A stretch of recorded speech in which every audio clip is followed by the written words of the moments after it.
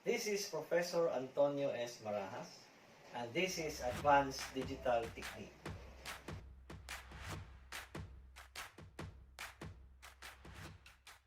Okay, so let's start with logic gates.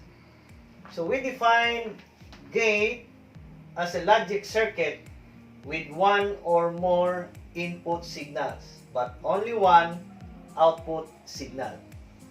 These signals are either low or high voltages.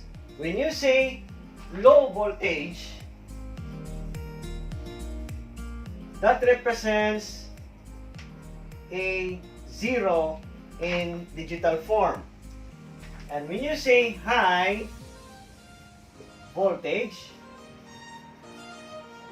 that represents a 1 in digital form.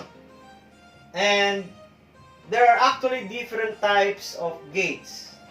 We have the inverter, the OR gate, the AND gate, the NOR gate, or sometimes called the NOT OR gate, the NAND gate, or the NOT AND gate, and we have the XOR gate, or we call it the exclusive OR gate, and the last one is the XNOR gate, or we call it the exclusive NOT OR gate.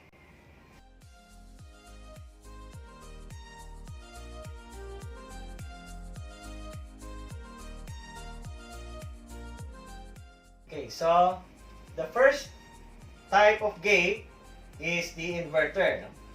So inverter is sometimes called the NOT gate. Now, inverter is defined as a gate with only one input. And of course, it has also one output as per definition of our gate.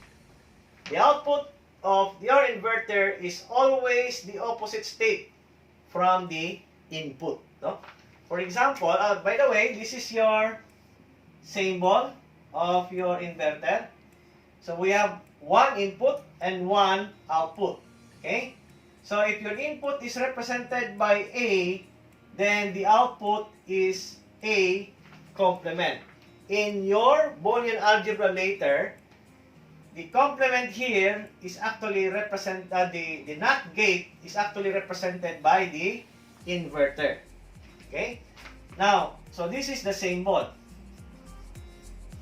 Then we have here our truth table.